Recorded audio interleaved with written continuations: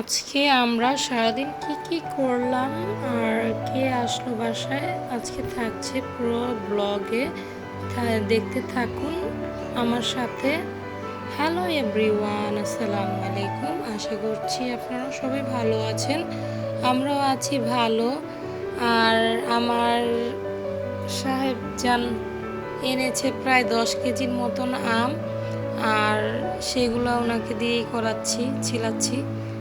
আর আমি কেটে নিব, ওনাকে দিয়ে ছিলিয়ে রেখে কেটে দেবো। আর নেক্সট ভিডিওতে থাকবে আমের আচার রেসিপি। আশা করছি আপনাদের পুরো ব্লগটা দেখবেন। আর যারা যারা আমার ভিডিওটা দেখছেন তাদেরকে অসংখ্য অসংখ্য ধন্যবাদ। আর যারা যারা আমার ভিডিওগুলো দেখছেন তাদেরকে অসংখ্য অসংখ্য ধন্যবাদ। আর এই আচারের রেসিপিটা আমি আরেকদিন আপনাদের সাথে শেয়ার করব। আর চলুন রান্নাটা শুরু করে দিই। এখানে পেঁয়াজ কেটে নিয়েছিলাম, আর চালটা ধুয়ে ছেঁকে নিয়েছিলাম। আর এখানে মুরগিটাও আমি ধুয়ে পানিটা ঝরিয়ে নিলাম। আর এখানে আমি সাদা সবজি করব, সেজন্য সবজিগুলো কেটে রাখছিলাম। আর চলুন রান্নাটা শুরু করি। আর এখানে রোস্টটা আমি একটু জর্দা রং মেখে নিয়েছি। আর এখানে ফ্রাই প্যানে তেলটা আমি দিয়ে দিলাম। আর এখন রোস্টগুলো ছেড়ে দিচ্ছি আর এটাকে ভেজে নিব। আর চলুন এখানে বাজার হচ্ছে, আর এখানে আমি মাংসটা বসিয়ে দিই। আর আমি সবসময় মাংস মেখে বসাতে পছন্দ করি। আর যারা আরও আমার আগের ভিডিও দেখেছেন আমি কিভাবে গরুর গোস্তটা মেখে বসাই, সেই রেসিপিটা আমার চ্যানেলে আছে। আশা করছি ভালো লাগবে, সাথে থাকুন। আর এই তো রোস্টটা ভেজে নিচ্ছি। আমাদের বাসায় আজকে আসবে আমার ছোট বোন, তার হাজব্যান্ড, সেই জন্য একটু রান্নাবান্না, বেশি কিছু না। আর এক গাধা আম তো এনেছে 10 কেজির মতন, সেইগুলা ওনাকে দিয়ে ছুলালাম। আর আমি এখন রান্নাটা বসিয়ে দিচ্ছি, কারণ অনেক সময় হয়ে এসেছে, তাহলে ওরা চলে আসবে। আর এখানে আমি এই যে গরুর মাংসটা মেখে বসিয়ে দিব চুলায়। আর যাই হোক,